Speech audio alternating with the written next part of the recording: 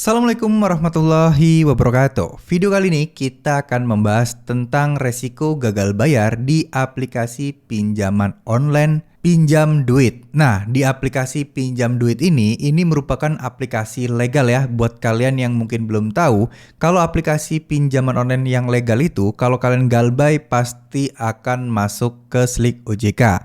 Ya, memang tidak bisa dipastikan, tapi untuk saat ini hampir semua pinjol legal sudah bisa ke slik OJK karena ya hampir semua sudah bekerja sama dengan bank.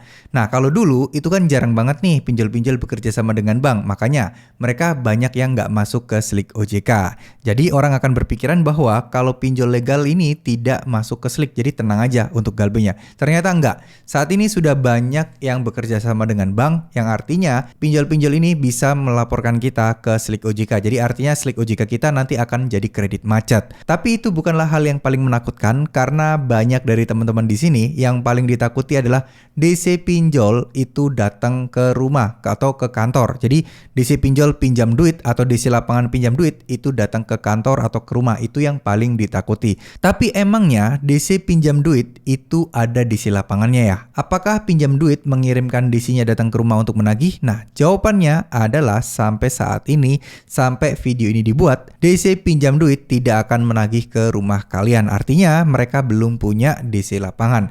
Yang masih mereka punya adalah desk collector, yaitu DC yang mungkin kerjanya di kantoran atau mungkin ya yang nagih kalian by telepon, by WA dan lain sebagainya itu.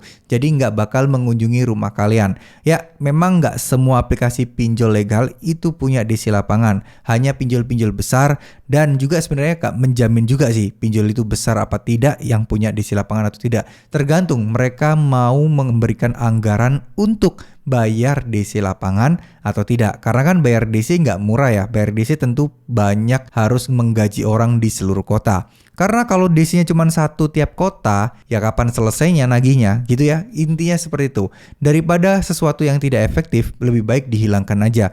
Mungkin cara berpikir pinjol seperti itu. Makanya kok ada beberapa aplikasi pinjol yang tidak punya DC lapangan. Karena sebenarnya gini ya teman-teman ya. Orang-orang yang gagal bayar pinjol itu kan orang-orang yang memang tidak punya uang, terus kemudian tidak ada penghasilan yang memang harus bisa membayarkan hutangnya. Nah, kalau misalnya ada DC pun yang datang, ya percuma aja. Mereka kalau memang nggak ada duit, ya gimana mau bayar gitu ya. Bukan berarti sengaja memang nggak mau bayar kan, enggak. Nah, makanya teman-teman sebenarnya nggak perlu takut tentang DC lapangan bakal datang ke rumah atau tidak. Karena sejatinya sebenarnya kalau misalnya urusan dengan DC itu tetap masih ngikutin aturan OJK kok. Cara penagihannya juga masih diatur kok. Kalau itu ada merendahkan kalian, mengancam kalian, tinggal laporkan aja ke OJK. Ya memang laporan kalian tidak bisa ditanggapi secara cepat. Tapi mengingat kemarin ada lebih dari sekitar 135 pinjol ilegal diblokir OJK, itu semuanya rata-rata karena laporan nasabah yang galbay atau nasabah yang menjadi korban pinjol ilegal.